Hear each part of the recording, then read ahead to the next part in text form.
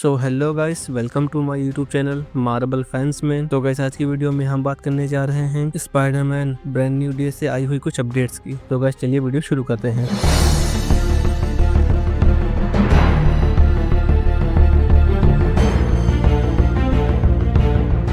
So guys Spiderman brand new day से हमारी पहली अपडेट है कि इस मूवी में हमें Bruce Banner as MIT college के प्रोफेसर के तौर पर अपीयर होते हुए दिखाई देंगे, जहां पर इस टाइम MJ और नेड दोनों ही स्टडी कर रहे हैं, जिसका हिंट हम लोगों ने नो वे होम के लास्ट में देखा था कि MJ और नेड को MIT में एडमिशन मिल गया है और अब वहां के प्रोफेसर हमारे ब्रूस बैनर हैं। और अगर बात ब्रूस बैनर से ही रिलेटेड चल रही है तो हमारी अगली अपडेट है कि इस मूवी में हमें प्रोबेबली ग्रे हल्क देखने को मिल सकता है, जिसको रोकने के लिए हमारा स्पाइडरमैन पनिशर के साथ टीम अप करके उसे रोकते हुए दिखाई देंगे। और अगर रिपोर्ट्स की माने तो इस मूवी में ग्रे हल्क CD सिंह के कैरेक्टर की वजह से बाहर निकल कर आएगा, क्योंकि कुछ रिपोर्ट्स ऐसा क्लेम कर रही हैं कि शायद इस मूवी में CD सिंह की कैरेक्टर एक माइंड कंट्रोलर वाली कैरेक्टर होगी, जो कि किसी के वजह से ब्रूस बैनर के माइंड को करप्ट कर देगी, ताकि अंदर का दबा हुआ हल्क बाहर आ सके और सिटी में ज्यादा से ज्यादा तबाही मचा सके। और हमारी अगली अपडेट भी CD सिंह के कैरेक्टर से ही है। तो रिपोर्ट्स ये दावा कर रही हैं कि इस मूवी में हमें department of damage control CD Singh के कैरेक्टर को हंट करते हुए नजर आएंगे और इस कैरेक्टर को पनिशर इस मूवी में प्रोटेक्ट करते हुए नजर आएगा। तो गाइस अब अगली अपडेट की बात करें तो एक रिपोर्ट निकल कर आई है कि ट्रमेल टिलमैन इस मूवी में हमें नए डिपार्टमेंट ऑफ डैमेज कंट्रोल के हेड के तौर पर प्ले करते हुए नजर आएंगे। पहले कुछ रूमर्स निकल कर आई थी कि शायद ये इस मूवी में किसी विलन को प्ले कर सकते हैं, लेकिन उन्होंने ये ऑफिशियली कंफर्म भी कर दिया है कि वो इस मूवी में किसी भी प्रकार के विलन को प्ले नहीं कर रहे हैं। और इस मूवी में हमें तियामत भी देखने को मिलेगा, जिसको हम लोगों ने last time captain America brave new world में देखा था। और ये इस मूवी की स्टोरी का एक इम्पोर्टेंट पार्ट होगा, क्योंकि इसी सेलेस्टियल के बॉडी से एडमेंटियम को निकाला जाता है और किसी तरह से ये एडमेंटियम स्कॉर्पियन के हाथ लग जाएगा इस मूवी में, जिसे रोकते हुए अपना स्पाइडरमैन दिखेगा। और अगर रिपोर्ट्स की माने तो इस मूवी में हमें स्कॉर्पियन द हैंड नाम के ऑर्गेनाइजेशन के लिए काम करते हुए दिखाई देगा। इस ऑर्गेनाइजेशन को हम लोगों ने पहले भी देख चुके हैं, जो कि नेटफ्लिक्स के डेयरडेविल सीजन 1 और सीजन 2 में दिखे थे। और इस बार इस